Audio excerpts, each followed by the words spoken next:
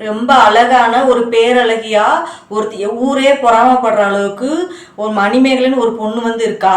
அந்த பொண்ணு வந்து கொஞ்ச நாளா கல்யாணமே பண்ண மாட்டேன் அப்படின்னு சொல்லிக்கிட்டு இருந்தா. திடீர்னு ஒரு நாள் என்ன சொல்றா அப்படின்னா, நான் கல்யாணம் பண்றதுக்கு ரெடி.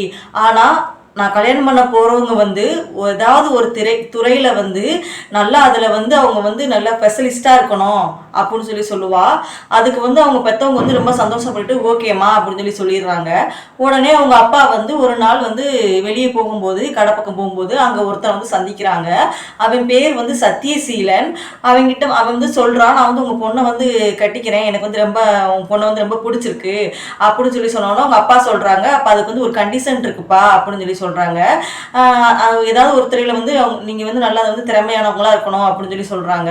அதுக்கு அவன் சொல்லணும், எங்கிட்ட திறமை இருக்கு, அந்த திறமையை பார்த்தாலே உங்க பொண்ணு வந்து என்ன வந்து கல்யாணம் பண்றதுக்கு வந்து ஒத்துக்கிடுவாங்க அப்படின்னு சொல்றான்.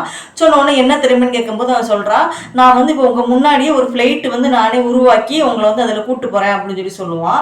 அதே போலவே வந்து அந்த ஃபிளைட்டை வந்து உருவாக்கி அந்த ஃப்ளைட்லேயே அவர் வந்து கூட்டிகிட்டு போய் நல்லா ஒரு ரவுண்டு கட்டிட்டு விடுவான்.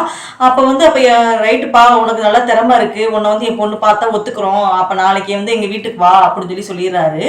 நெக்ஸ்ட் வந்து ரெண்டாவது வந்து அவங்க அண்ணன் இருக்காங்கல்ல, மணிமேகலையோட அண்ணன், அவங்க வந்து காட்டு பக்கம் போகிறாங்க. அப்போ வந்து அவங்க வந்து காட்டில் வந்து ஒரு சூரன்கிற ஒருத்தவங்க வந்து பார்க்குறாங்க.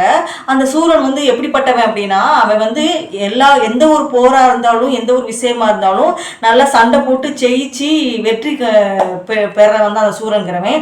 அது மாதிரி வந்து பல வித்தைகள் எல்லாம் அவன் வந்து தெரிஞ்சிருக்கான். இதெல்லாம் பார்த்துட்டு அண்ணனுக்கு வந்து ரொம்ப பிடிச்சி போயிடும் அந்த சூரனை வந்து. உடனே உனக்கு வந்து என் தங்கச்சி பிடிச்சிருக்கலப்பா, சரி இப்போ நாளைக்கு வா, நாளைக்கு வந்து எங்கள் வீட்டுக்கு வா அப்படின்னு சொல்லிடுவாங்க. உடனே நெக்ஸ்ட் வந்து அவங்க அம்மா இருக்காங்கல்ல, மணிமேகலையோட அம்மா, அவங்க வந்து ஒரு நாள் பக்கத்து ஊருக்கு வந்து போவாங்க. அப்போ அந்த பக்கத்து ஊருக்கு போகும்போது அங்கே வந்து ஒரு இளைஞனை வந்து சந்திப்பாங்க. அப்போ அந்த இளைஞனை வந்து பார்க்கும்போது அந்த இளைஞனும் சொல்லுவான், எனக்கு உங்கள் பொண்ணு வந்து ரொம்ப பிடிச்சிருக்கு, ரொம்ப அழகாக இருக்கிறாங்க அப்படின்னு சொல்லுவான். அதுக்கு அவங்க பொண்ணு சொன்ன கண்டிஷன்லாம் சொல்லுவாங்க. அதுக்கு அவன் வந்து ஓகே அப்படின்னு சொல்லுவான். அவன் யார் அப்படின்னா வந்து ஒரு ஞானி தான். ஞானினா அவங்க வந்து சோசியம் பார்க்குறவங்க. அவன் சொல்லுவான், எந்த ஒரு நடந்து முடிஞ்ச விஷயமா இருந்தால் கூட நான் வந்து அக்யூரேட்டாக கண்டுபிடிச்சி உங்களுக்கு வந்து சொல்லிடுவேன் அப்படின்னு சொல்லுவான். சொன்ன உடனே அப்படியாப்பா, அவனை போய் டெஸ்ட் பண்ணணும்ல, அதனால அவங்க என்ன பண்ணுவாங்க, அந்த மணிமேகனுடைய அம்மா அவங்களுக்கு தெரிஞ்ச ஒரே ஒரு ரகசியத்தை மட்டும் ஒரு சின்ன மட்டும் க்ளூ மட்டும் கொடுத்து கண்டுபிடிக்க சொல்லுவாங்க. அதே மாதிரியே வந்து அந்த ரகசியத்தை வந்து கண்டுபிடிச்சு கரெக்டாக சொல்லிடுவான். உடனே அவங்க அம்மாவும் வந்து ரொம்ப ஆச்சரியமா ஆயிடுவாங்க, பரவாயில்லப்பா நல்லா திறமையா இருக்க அப்படின்னு சொல்லிட்டு, அப்போ நாளைக்கு வா எங்கள் வீட்டுக்கு பொண்ணு பார்க்கறதுக்கு அப்படின்னு சொல்லிடுவாங்க. இப்போ நாளைக்கு வந்துடுது. நாளைக்கு வந்து 3 பேருமே ஒரே நேரத்தில் வந்துடுறாங்க. வந்த உடனே அவங்க அப்பாவுக்கு வந்து என்ன பண்ணுறாங்கன்னு தெரியல, 3 பேர் ஒரே நேரத்தில் வராங்களே அப்படின்னு சொல்லிட்டு, சரிப்பா நான் வந்து என் பொண்ணை வந்து கூப்பிட்றேன், என் பொண்ணுக்கு வந்து யாரை பிடிச்சிருக்கோ அவங்க வந்து கல்யாணம் பண்ணிக்கலாம் அப்படின்னு சொன்னோன்னா அவங்க 3 பேரும் சரி ஓகே அப்படின்றாங்க. உடனே அவங்க வந்து ரூம்குள்ளே போய் அவங்க பொண்ணை போய் பார்க்க போகிறாங்க. பொண்ணு வாமா அப்படின்னு கூப்பிடும்போது பொண்ணு வந்து அங்கே இல்லை, காணோம். உடனே எல்லாரும் ரொம்ப ஷாக்காயிடுறாங்க. உடனே அந்த ஞானி சோசிக்காரன் இருக்கான்ல, அவன் சொல்கிறான், நான் வந்து என்னோட திறமையெல்லாம் நான் வந்து கண்டுபிடிச்சு காட்டுறேன் அப்படின்னு சொல்லுவான். உடனே அவன் தியானம் பண்ணி கண்டுபிடிக்கும் போது இந்த ஒரு மகாசூரன் ஒரு அரக்கன் இருக்கான், அவன் வந்து தான் பிடிச்சிட்டு போயிருக்கான் அப்படின்னு சொல்லுவான். அந்த மகாசூரங்கிறது யாரு அப்படின்னா அவன் சரியான ஒரு அரக்கன். எந்த ஒரு பெரிய அரசராக இருந்தால் கூட அவனை பார்த்தா வந்து பயப்படுவாங்க. ஏன் அப்படின்னா அவன் பிடிச்சு போன ஆள்கள் யாருமே உயிரோட வந்து திரும்பி வரமாட்டாங்க, ரொம்ப பயப்படுவாங்க. உடனே அவங்க அந்த பேரரசு வந்து எங்கே கடத்திட்டு போயிருக்கா அப்படின்னா ஒரு 3 மலை தாண்டி அங்கதான் இருக்கான்.